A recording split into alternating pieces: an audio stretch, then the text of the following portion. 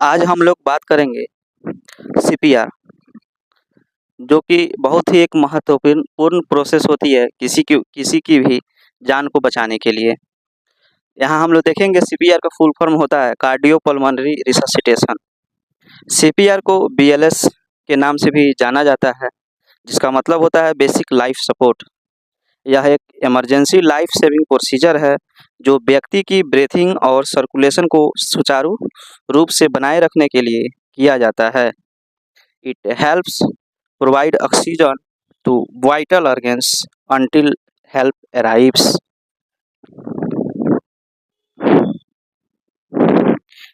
इसका इंडिकेशन क्या क्या है आप यहाँ देख सकते हैं।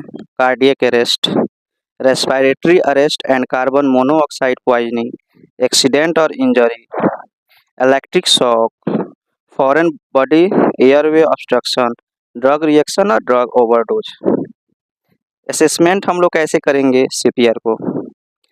पहला आता है इसमें एपनिया, जिसका मतलब होता है absence of breathing, absence of pulse, यानी अगर वो ब्रीथिंग नहीं ले पा रहा है उस केस में हम लोग करते हैं। अगर पल्स नहीं बता रहा है उस केस में हम लोग करते हैं।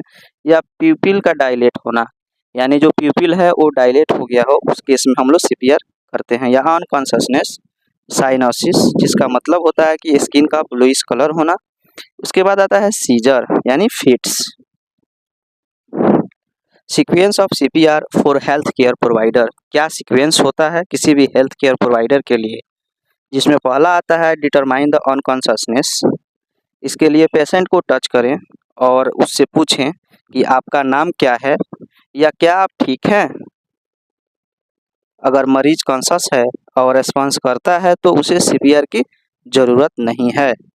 अनकॉन्शसनेस चेक करने के लिए सबसे पहले हम लोग उससे उसका नाम पूछेंगे, और अगर वो मरीज रेस्पॉन्स करता है तो हम लोग किसको सीपीआर देने की कोई ज़रूरत नहीं है। लेकिन अगर मरीज अनकॉन्शियस है और कोई रेस्पॉन्स नहीं देता तब पल्स को एसेस करें। इसके बाद होता है सेकेंड जो रूल है, assess pulse for 5 to 10 second. Pulse को हम लोग 5 से 10 सेकेंड तक देखें। पेशेंट की पल्स को 5-10 सेकेंड तक एसेस करें। अगर पल्स महसूस हो रही है तो सीपीआर की ज़रूरत नहीं है। यहाँ देख सकते हैं कैसे एसेस करते हैं यहाँ इमेज में।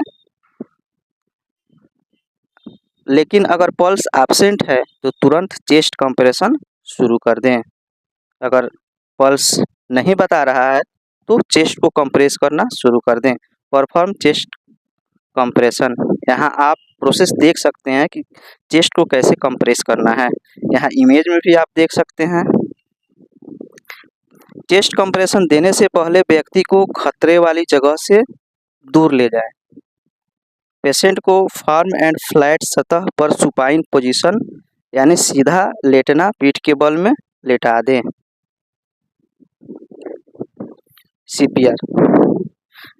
सीपीआर मतलब किसको कैसे देते हैं, ये प्रोसेस यहाँ पे दिया हुआ है। जैसे कैटेगरी दिया हुआ है adult, child, infant.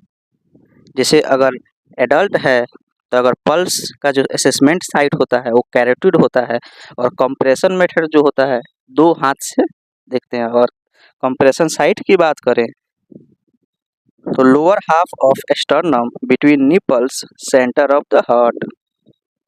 Compression depth की बात करें तो मिनिमम 2 इंच, और कंप्रेशन रेट की बात करें तो 100 पर मिनट। अगर वहीं चाइल्ड में बात करें 8 साल से कम तो उसका असेसमेंट साइट जो है फीमोरल है, और उसका जो ये कंप्रेशन मेथड है 1 और 2 हैंड से कर सकते हैं। कंप्रेशन साइट की बात करें तो सेम एज एडल्ट की तरह कंप्रेशन डेप्थ 2 इंच और compression rate same as adult की तरह।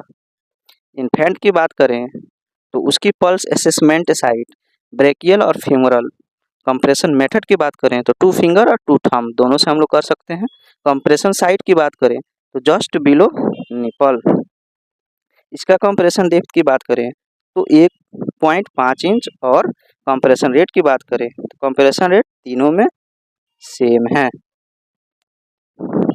आप यहाँ कंप्रेस कैसे करना है आप यहाँ इमेज में देख सकते हैं। ये इन्फेंट के लिए, एडल्ट के लिए और ये 8 साल से कम के बच्चे के लिए। यहाँ इमेज में देख सकते हैं। अब हैंड्स की पोजीशन की बात करें तो हैंड्स को चेस्ट के सेंटर में रखें, lower half of breast bone यानी स्टर्नम पर रखें, दूसरा हाथ पहले हाथ के ऊपर रखें। हाथ को ब्रेस्ट बोन के सबसे निचले हिस्से पर नहीं रखना चाहिए।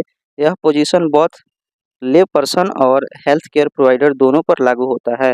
आप इस प्रोसेस को ध्यान से देख लें, पढ़ लें और इस फिगर को भी एक बार आप ध्यान से देख लें। इसके बाद जो आता है compression and ventilation ratio according to researcher. Category की बात करें तो एडल्ट और लेस देन 8 ईयर्स और इन्फेंट। क्या रेशियो होता है? तो पहला जो रेशियो होता है एडल्ट के लिए 30:2 होता है, दूसरा भी 30:2। और चाइल्ड की बात करें 8 साल से कम की तो 30:2 और सेकेंड जो होगा 15:2 होगा, और इन्फेंट की बात करें 30:2 और 15:2। ओपन एयरवे की बात करें, एयरवे को खोलने के 2 तरीके होते हैं। पहला है इसमें हेड टिल्ट चिन लिफ्ट मेथड। ये क्या होता है इसको हम लोग देखेंगे अभी।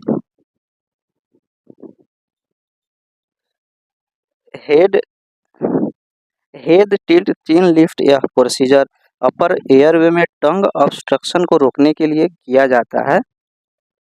इस प्रोसीजर में अनकॉन्शियस पेशेंट के हेड को पीछे की तरफ झुकाकर और चिन व फोरहेड पर आगे की तरफ प्रेशर लगाकर एयरवे को ओपन किया जाता है। आप यहाँ इमेज में भी एक बार देख सकते हैं। यह इमेज जो है आप देख सकते हैं यहाँ। दूसरा है जॉ थ्रस्ट मैन्यूवर। इस मेथड को स्पाइन और नेक इंजरी वाले मामले जैसे आरटीए, फॉल्स, ड्राउनिंग और एक्सीडेंट में काम में नहीं लेना चाहिए। इमेज देख सकते हैं। इसके बाद आता है check breath and deliver breath. Nostrils को पिंच करें और माउथ टू माउथ ब्रीथिंग दें। हर रेस्क्यू ब्रीथिंग को 1 सेकेंड के लिए दें और विजिबल चेस्ट राइज होना चाहिए। इमेज देख सकते हैं। एक सांस हर 2 से 3 सेकेंड में दें।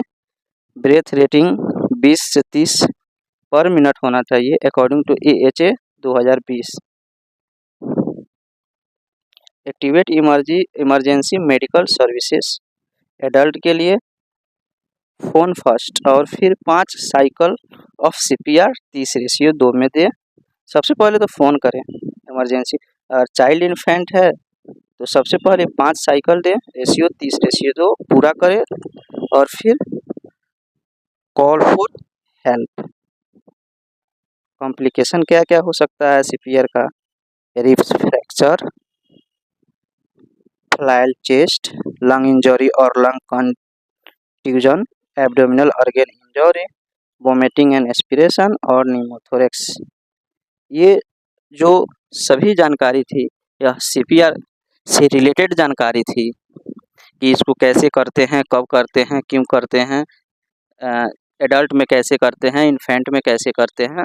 ये सारी जानकारी इस वीडियो में थी। जो CPR एक बहुत ही महत्वपूर्ण टॉपिक हो जाता है हमारे लिए जो भी मेडिकल फील्ड से बिलोंग करते हैं। इसलिए मैंने सोचा कि एक छोटा सा इस पे वीडियो बनाया जाए ताकि सभी तक यह पहुंच सके, यह नॉलेज, और सभी इसके बारे में जान सकें।